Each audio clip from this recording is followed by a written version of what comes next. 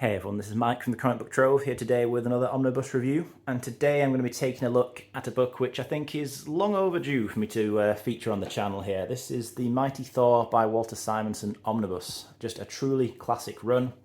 Gotta say, it's probably right up there with some of my favourite runs, so that should give you a pretty massive clue straight away that I'm going to have some good things to say about this.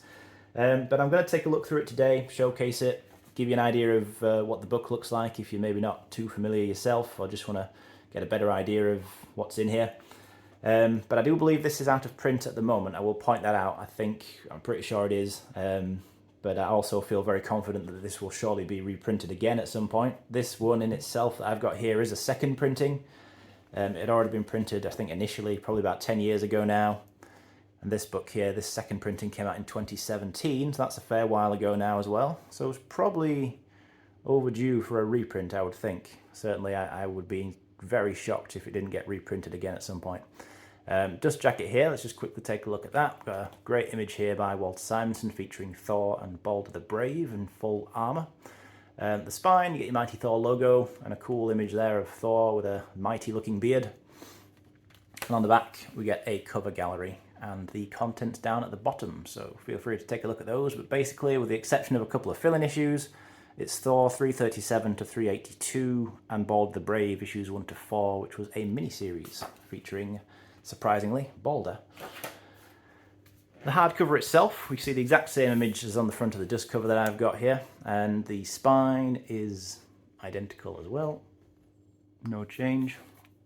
The back does have a different image though. This was, I think, a DM variant cover option for the first printing, but this second printing, if I remember rightly, only had one cover choice, I think, which is the one, obviously, that I've just shown.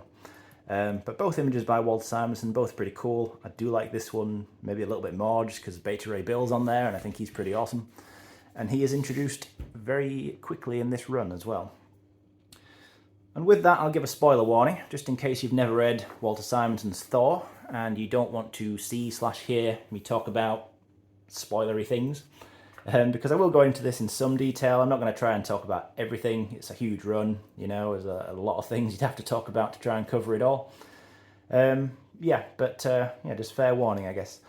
I want to talk about one other thing as well, one point of contention, one point of controversy, I think, that surrounds this particular omnibus and which differentiates it from pretty much every other Marvel Omnibus, I think. I don't know of any others that have done this. Let me know if there are any examples, because I'm not thinking of any right now. But the entirety of this book, all of it, was remastered and digitally recolored to make it look more modern by Steve Oliff and Optics 2.0. They get their own special credit here on this opening page. So these are not the original colours. They're not kind of just remastered original colouring like you typically see in an omnibus. All the colouring was specifically redone for this omnibus edition. It did get the seal of approval from Walter Simonson. He was happy with it. He thought it looked great. But I know that a lot of fans and readers do not like it, and they would much prefer this to have been the original colouring. It doesn't personally bother me. In fact, I like it, but I admit that that is quite possibly because the first time I ever encountered and experienced this material was reading through it in this omnibus back in 2017, I think, when I first picked it up.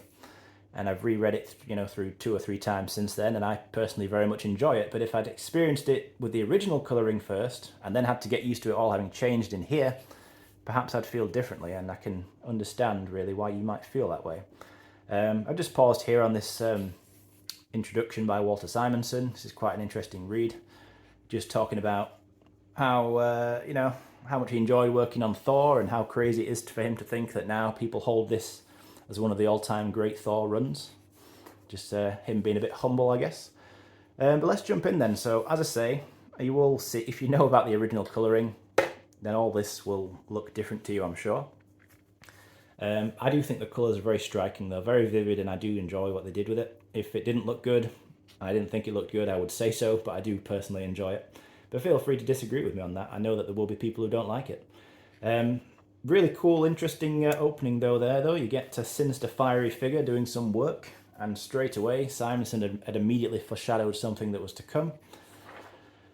So this is just a really great read. The pacing just pretty much never lets up. There's always something going on. It's always interesting, but it's never just kind of pure action either. Simonson does a great job of balancing, some of the character work and what I generally speaking call these sort of slower character moments rather than the full-on big, large-scale fights. Straight away, in this first issue in here, 337, we do get the introduction of Beta Ray Bill, the odd-looking alien guy, who I think has become a bit of a fan favourite over the years. I think he's great. He's a really cool character to come out of this run, no doubt, in my opinion. And it's just really interesting, this first story arc, to bring in this new character who overpowers Thor in his first battle with him, claims Mjolnir, and then ends up getting a special weapon of his own crafted for him by Odin. Thor gets Mjolnir back, and Bill gets kind of a warhammer, which I believe is called Stormbreaker. In fact, I just want to show off on the inside of the dust cover, I think you see both weapons. Yeah, so you see Mjolnir and Bill's weapon, Stormbreaker. Cool little touch. But yeah, I just really love this run. This is a lot of fun to me. I think the artwork looks great. As I say, that to me, the colouring it does make it look quite modern. I think Walter Simon's penciling has never looked better than it did on this series. I love the look and the distinctive style he gave to this run. I think because of the high fantasy, fantastical nature of Thor and the whole supporting cast of characters and concepts that comes with Thor, being ripped, of course, straight out from Norse mythology in most cases. You got trolls and giants and dwarfs and elves and all that sort of stuff. I just think that the style of Simonson's artwork really lends itself well to that kind of stuff.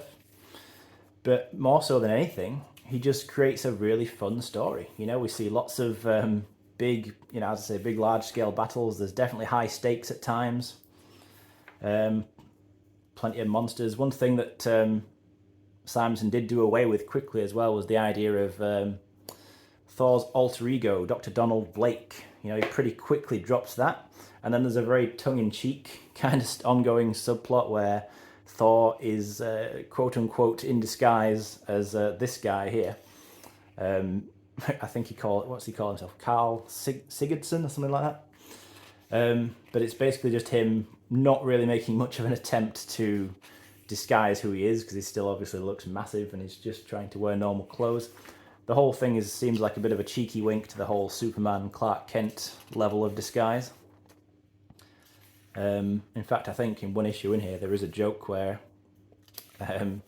Superman unofficially does appear, or I should say Clark Kent unofficially appears, to make a similar comparison to that. But yeah, it's just really interesting. Balder the Brave is quite a prominent supporting character in here. He's got an ongoing story where he had previously, prior to this run, fought his way out of hell. Gone through a pretty traumatizing experience in doing so, and he'd sworn to a life of pacifism. Events turn out so that he unfortunately has to go back to fighting despite his desire not to do so. All that's pretty dramatic in the way it's presented. And some of this artwork, I just really, really enjoy it, I gotta tell you. There's some cool fights like this as well. You get like all sorts of monsters and stuff turning up for Thor to go at it with. You get this character as well, what's she called? Lorelei, I think. She's like a Enchantress type character. And yeah, I don't know. I don't want to spoil absolutely everything. It's one of those books where I feel like I could just go on and talk about storylines in a whole lot of detail, but that would really make this video long, and it's probably going to be long enough already. I think, yeah, Simonson did introduce the character of Malekith, though. Malekith of the Dark Elves of Svartalfheim, I believe, if I'm remembering all my Norse locations properly. And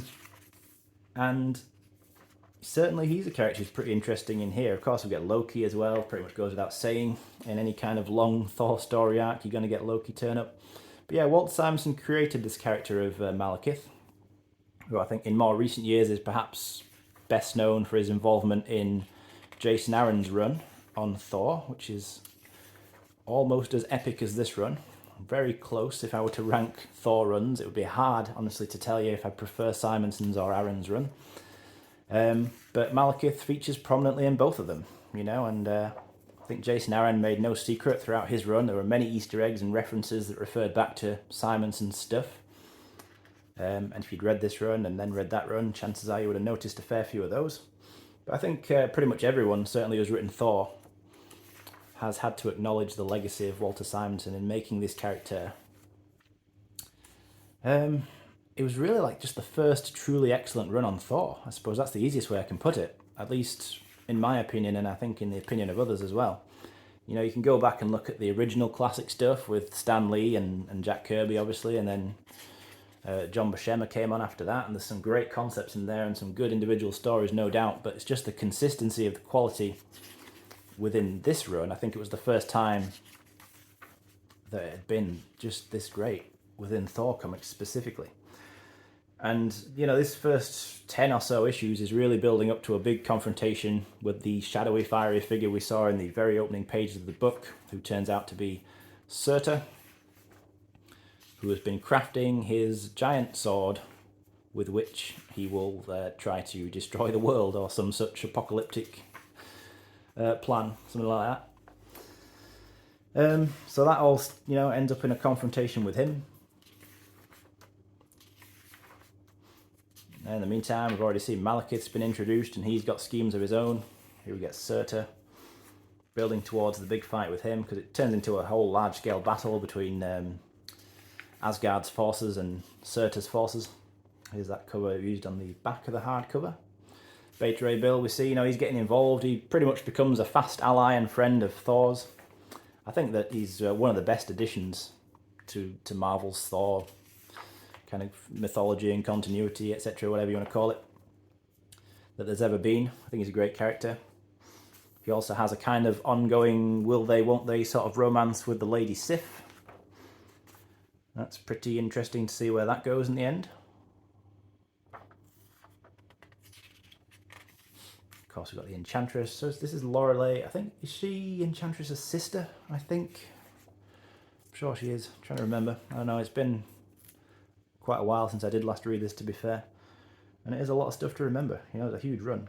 All I can tell you is that every time I have read it, I have loved it. So here we get the Ragnarok storyline. Ragnarok being the kind of Norse word referring to the end of the world, I believe. This is really where the Surtur story in here comes to a big climax. You know, you can see here he destroys the Rainbow Bridge, therefore destroying the link between Asgard and Midgard, aka Earth. I mean, just high quality, action-packed storylines here. I mean, you feel this. Let me tell you, when you're reading the story, you feel invested in these stories and these battles. You feel the scale of them. You feel the stakes. There's a little bit of involvement here by other Marvel characters, as you would expect when places like New York are just being attacked by otherworldly alien enemies. But first and foremost, of course, is very much featuring on Thor.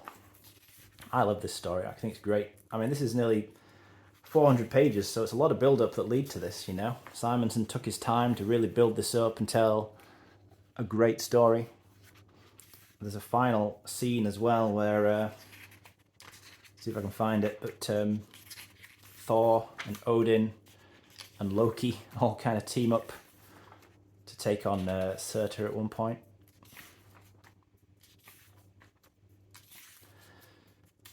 Definitely let me know what you think of this run, you know.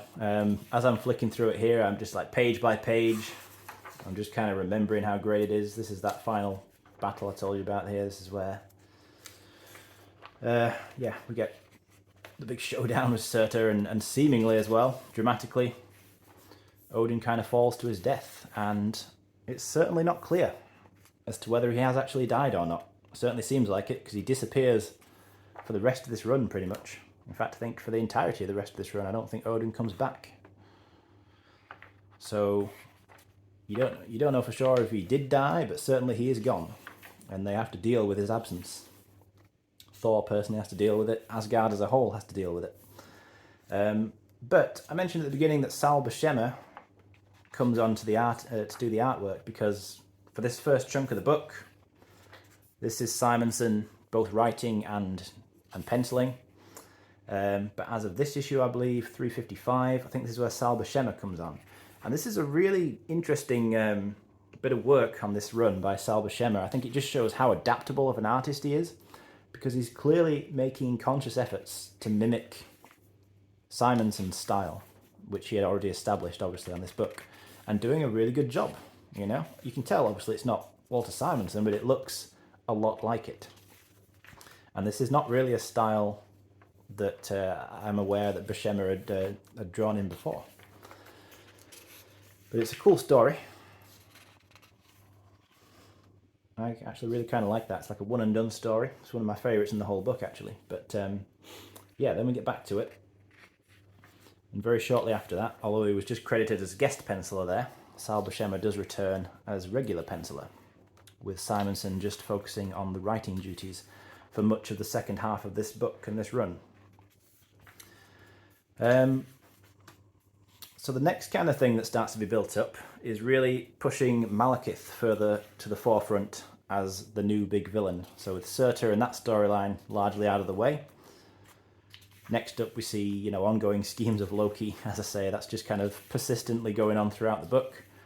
And then Malekith comes along, using this thing called the Casket of Ancient Winters. And it basically makes the whole Earth all wintry and snowy for a bit when that all starts going down. Yeah, here's Balder the Brave. He is really interestingly well written in here. Sometimes, you know, when you got a run like this, you cut away from the main character and you go to a secondary character like Balder. You might be just desperate to get back to the main story, but I never felt that way here. I felt that Balder's story was very compelling, very enjoyable.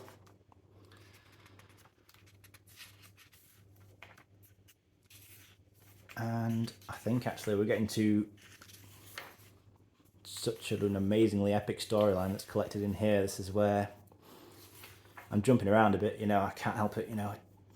I can't talk about every single thing that links these things together, but Thor leads an expedition into Hell, basically, to free a lot of the souls of dead humans who are being kept there by Hela. And basically Thor feels it's not justified for them to be there. He's trying to save them and leading a force in to do that. And one of the people who goes in with him is Scourge the Executioner. And what's quite funny as well is that they all take in these like assault rifles and other weapons that they've borrowed from, can't remember exactly who, but I think just the army on Earth. They've just given them a load of like military weapons, modern Earth weapons.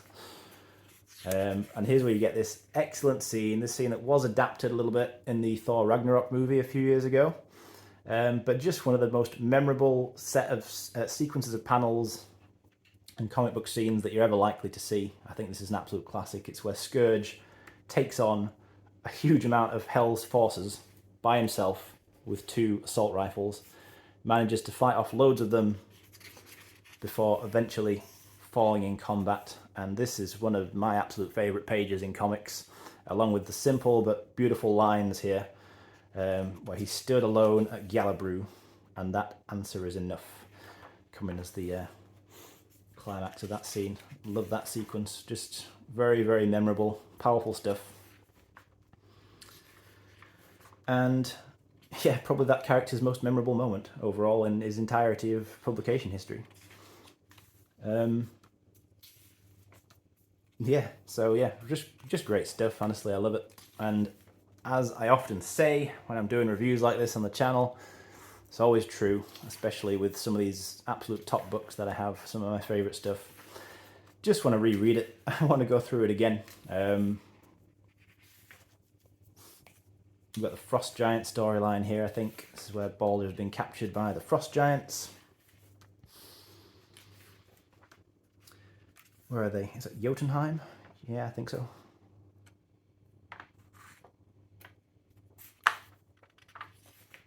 Great artwork though, you know, just keep saying it, keep repeating it. But great story, great artwork. Can't really recommend this highly enough. If you are a Thor fan and somehow haven't read this run, please do yourself a favour and check it out as soon as you can in whatever format you are able to find it in. How can I forget the story though? Well, I can't forget it. I'm not going to forget it. I'm going to talk about it. The story where Thor becomes a frog. The classic Throg that you may have seen many references to in other comics, in video games, and whatever else over the years. Yes, there is a story where Thor gets turned into a frog by Loki, I believe. And in his frog form, he has to make friends with a bunch of frogs and ultimately regain his powers. At one point, he manages to find his hammer, picks it up as a frog, and then we see Throg briefly. Yeah, one of the sillier elements of this story, no doubt, this run, and yet somehow it works really well. You know, it's just the silliness of it somehow doesn't undermine how well it fits into the narrative. Here's Throg. There he is. Here we go. Classic. There we go. Look. Yeah, as I say, I don't know what more I can really say other than how much I really appreciate this run. You know, it's a difficult thing to rank runs and to rank your favourite books and stuff like that. I haven't attempted to do it yet on the channel, but I'm tempted to have a go at ranking maybe like a top 10 or top 20 omnibuses. I've thought about it, but it's always so difficult for me to think of where I would place things, but I think this would come in somewhere in a top 10. Let me know if you'd be interested in me doing a ranking video at some point, just to talk about a bunch of different books and have a go at ranking them. It's a bit of a daunting task, because as I say, it's hard to rank stuff. I honestly feel like I'm being unfair to some stuff by ranking things higher or lower than others, but I will certainly consider it if anyone's interested.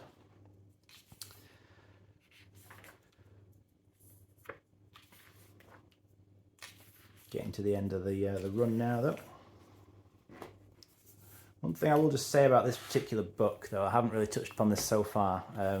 I think this affected a few different copies of this second printing, but the binding is not like totally fantastic. Like, I think some people had it worse than I do here, but you can see like some of the pages just pull apart a little bit. The book doesn't really fall flat. It's a bit uneven. It's not a huge issue. It's not like it's falling apart or anything, but yeah, I don't know. It's just not quite as good as the majority of books, the majority of omnibuses tend to be. This is a sequence here. This is actually part of the Mutant Massacre storyline. So that being an X-Men storyline that was going on primarily in the Morlock tunnels underneath New York. Specifically, these are the X-Factor team, the original X-Men team, who at this point were X-Factor. They have an encounter with Thor. He gets briefly involved in that. So those issues are in here. Those issues are also in the Mutant Massacre Omnibus, and that is an interesting way to compare the colouring differences between the modernised colouring in here, because the issues of it that are collected in that omnibus are original colouring.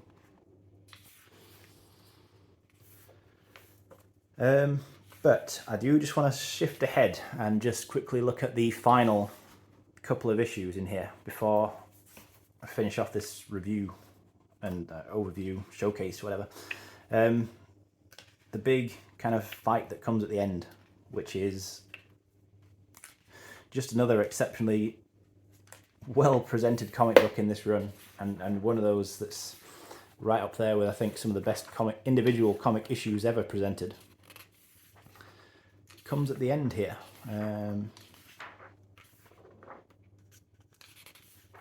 This one, issue 380. This is Thor versus the World Serpent, and this entire storyline, this issue, is told in splash pages and double page spreads. The entire thing is presented in that way, which I think was an excellent decision by Simonson to really present the scale of this fight.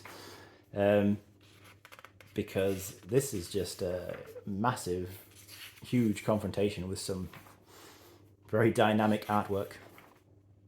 We also see in here, this is the armour that Thor is wearing at this point in time, which I believe, having seen the trailers, is going to be referenced in the upcoming Thor Love and Thunder film. It looks like Chris Hemsworth is going to be wearing a very similar set of armour in there. Another reference to this run.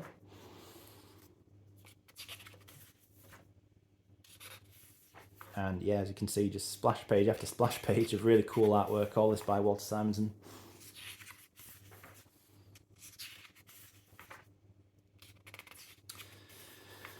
And yeah, so then we'll get to, I believe, the final issue, 381.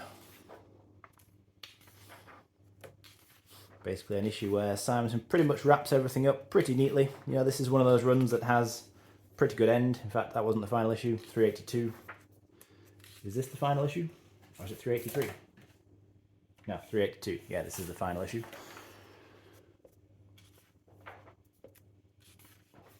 Yeah, so everything does wrap up pretty well. You know, it's not one of those runs that kind of leaves you hanging, really. I think it has about as good an ending as any run can have within an ongoing series, considering that obviously it's not really an ending, because there would have been another issue the following month just with somebody else coming on board to carry on the story.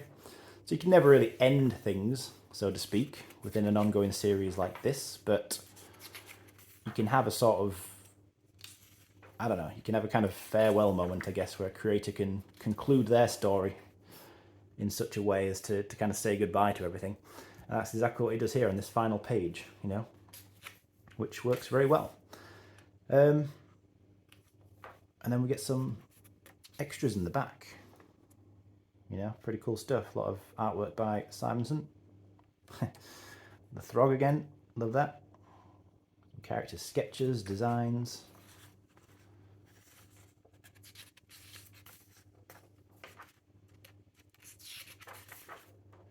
Very cool. Again, yeah, just let me know, you know, thoughts on this book. Thoughts on Walter Simonson's Thor run. Is it something that you hold in particular high regard? Is it your favourite Thor run? You know, is it amongst your favourite runs in general? Maybe you feel it's overrated and you don't like it as much as I do at all. But let me know, you know, and yeah, perhaps let me know if you're looking out for a copy of this book as well. Hopefully it's something you can find. I don't know how difficult it'll be to track a copy down as it is right now. But as I say, hopefully it will get another printing to make it widely available again. But definitely one of my favourite books, you know, even if it's got slight issues with the binding in this particular copy. It's not anything serious enough to ruin my enjoyment of reading through it. And it's definitely a highly recommended book from me. So thanks as always for watching, everyone. I'd always appreciate it if you've stuck with me through this far. And yeah, I'll be back again soon to discuss something else.